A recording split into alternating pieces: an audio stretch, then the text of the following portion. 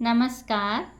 आइए सुनते हैं मुंशी प्रेमचंद जी की लिखी कहानी पागल हाथी। मोती राजा साहब की खास सवारी का हाथी। यूं तो वह बहुत सीधा और समझदार था, पर कभी कभी उसका मिजाज गर्म हो जाता था और वह आपे में न रहता था। उस हालत में उसे किसी बात की सुधि न रहती थी, महावत का दबाव भी न मानता था। एक बार इसी पागलपन में उसने अपने महावत को मार डाला। राजा साहब ने यह खबर सुनी तो उन्हें बहुत क्रोध आया। मोती की पदवी छिन गई, उसे राजा साहब की सवारी से निकाल दिया गया। कुलियों की तरह उसे लकड़ियां ढोनी पड़ती, पत्थर लादने पड़ते और शाम को वह पीपल के नीचे मोटी जंजीरों से बांध दिया जाता। रात बंद हो गया, उसके सामने सूखी टहनियाँ डाल दी जाती थी और उन्हीं को चबाकर वह भूख को बुझाता। जब वह अपनी इस दशा को अपनी पहली दशा से मिलाता तो वह बहुत चंचल हो जाता। वह सोचता, कहाँ मैं राजा का सबसे प्यारा हाथी था और कहाँ आज मामूली मजदूर हूँ। यह सोचकर जोर जोर से चिंघाड़ता और उछलता। आखिर एक दिन उसे इतना जोश आया कि उसने लोहे की जंजीर तोड़ डाली और जंगल की तरफ भागा। थोड़ी ही दूर पर एक नदी थी। मोती पहले उस नदी में जाकर खूब नहाया, तब वहां से जंगल की ओर चला। इधर राजा साहब के आदमी उसे पकड़ने के लिए दौड़े, मगर मारे डर के कोई उसके पास न जा सका। जंगल का जानवर जंगल ही में चला गया। जंगल में पहुंचकर अपने साथियों को ढूंढने लगा। वह कुछ और आगे बढ़ा तो उसने हाथियों के एक झुंड को देखा, मगर हाथियों ने जब उसके गले में रस्सी और पांव में टूटी जंजीर देखी तो उससे मुंह फेर लिया, उसकी बात तक न पूछी। उनका शायद मतलब था कि तुम गुलाम तो थे ही, अब नमक हराम गुलाम हो, तुम्हारी जगह इस जंगल में नहीं है। जब तक वे आंखों से ओझल न हो गए, मोती वहां खड़ा ताकता रहा। फिर न जाने क्या सोचकर वहां से भागता हुआ महल की ओर चला। वह रास्ते में ही था कि उसने देखा राजा साहब शिकारियों के साथ घोड़े पर चले आ रहे हैं। वह फौरन एक बड़ी चट्टान की आड़ में छिप गया। धूप तेज थी। राजा साहब जरा दम लेने के लिए उतरे। अचानक मोती आड़ से निकल पड़ा और गरजता हुआ राजा साहब की ओर दौड़ा। राजा साहब घबरा कर भागे और एक छोटी झोपड़ी में घुस गए।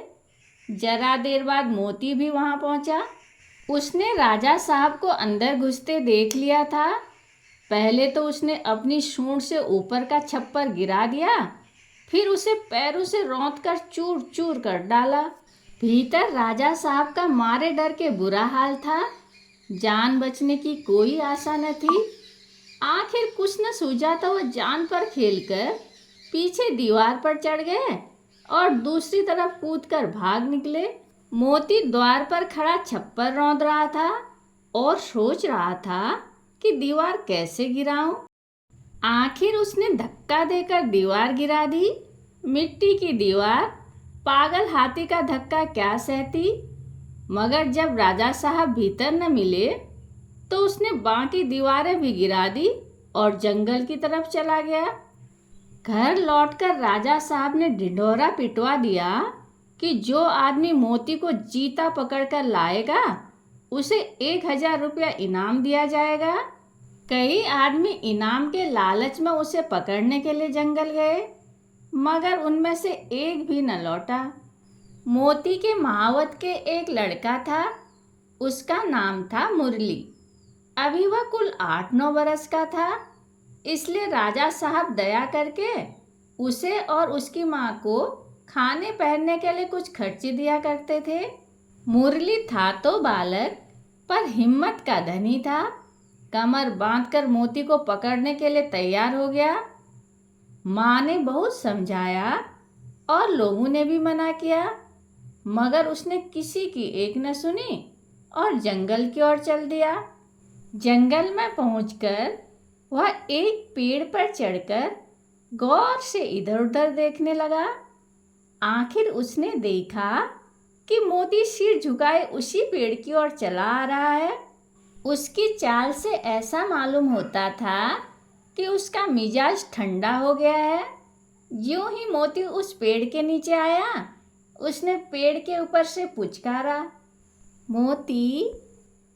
मोती इस आवाज को पहचानता था, वहीं रुक गया और सिर उठाकर ऊपर की ओर देखने लगा। मुरली को देखकर वह पहचान गया, यह वही मुरली था जिसे वह अपनी सूंड से उठाकर मस्तक पर बिठा लेता था। मैंने ही उसके बाप को मार डाला है, यह सोचकर उसे बालक पर दया आई। मोती खुश होकर सूंड हिलाने लगा। मुरली उसके मन के भावों को पहचान गया। वह पेड़ से नीचे उतरा और उसकी सूंड को थपकियां देने लगा। फिर उसे बैठने का इशारा किया। मोती बैठा नहीं, मुरली को अपनी सूंड से उठाकर पहले की ही तरह अपने मस्तक पर बिठा लिया और महल की ओर चला। मुरली जब मोती को लिए हुए राजमहल के द्वार पर पहुंचा तो सबने दांतों उंगली दबाई, फिर भी किसी की हिम्मत न होती थी कि मोती के पास जाए।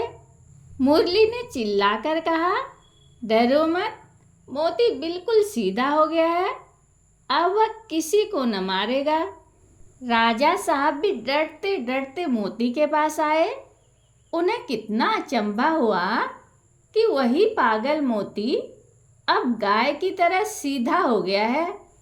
उन्होंने मुरली को 1000 रुपये इनाम तो दिया ही, उसे अपना खास महावत भी बना लिया और मोती फिर राजा का सबसे प्यारा हाथी बन गया।